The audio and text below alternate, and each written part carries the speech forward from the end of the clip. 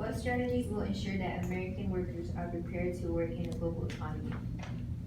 I think lots of job training would be a big start on that.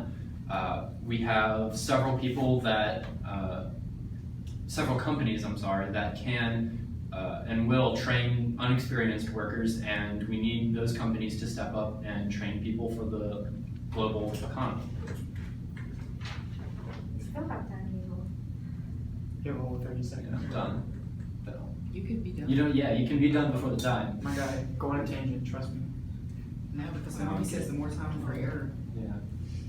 Alright, so I'll reset it, and then y'all can go on and ask the same question. So, I believe that the strategies are like what he said, but I believe the people who really want a job, like, there's certain people that, I feel like it's whoever wants a job and whoever is willing to work the certain job should be able to get it, and people shouldn't be complaining about other people getting a job that they couldn't accomplish, you know, like having more advantages to other jobs.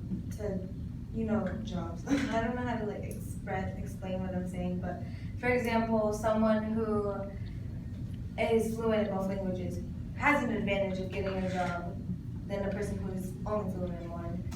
And those who are willing to work too. Than those who just You have 55 seconds. Okay.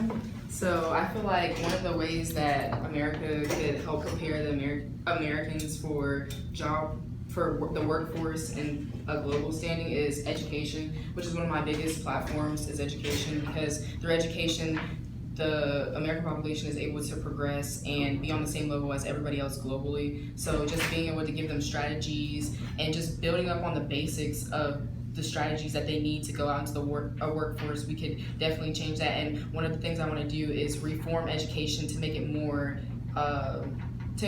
individualized to the students. So what they want to do, what they want to learn, what they plan on doing once they go out into the workforce. So that's one way you can make Americans prepared for the global workforce.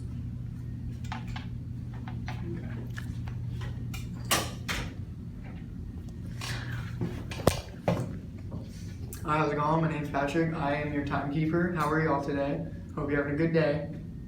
Yeah, that's my candidate over there. His name's Justin Booker. Vote for him. Shameless plugs.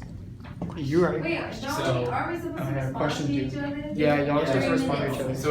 So we have like 3 minutes to respond to each No other. big deal. So me go first and then just around the same? Yeah. Okay, tell me when the time starts. Start. I can agree with both of the other candidates. I think that education is one of the biggest things that America could improve on, definitely making it more individualized. One of the biggest problems I think in our country right now is the way that the budget is separated out in between individual schools. Like East Wake, take that for example. East Wake is in a smaller, poorer area of our county, therefore we get less funds compared to places like Cary or North Raleigh. And both of these places have just as big as schools, or in some cases even as big a school, or bigger or somewhat bigger schools, but they get 2 to 4 to 5 times our funding, and I do not believe that that is fair. I also think that people that want to work will find work, and that's why I think that one of the biggest things is job training. If companies will step up and train people for the jobs that they want to have filled, then people will step up and fill those positions and get into job training and be able to work and improve the economy. Thank you. I actually do agree with my opposition, whatever. I don't really know what to call it, but SD? try again.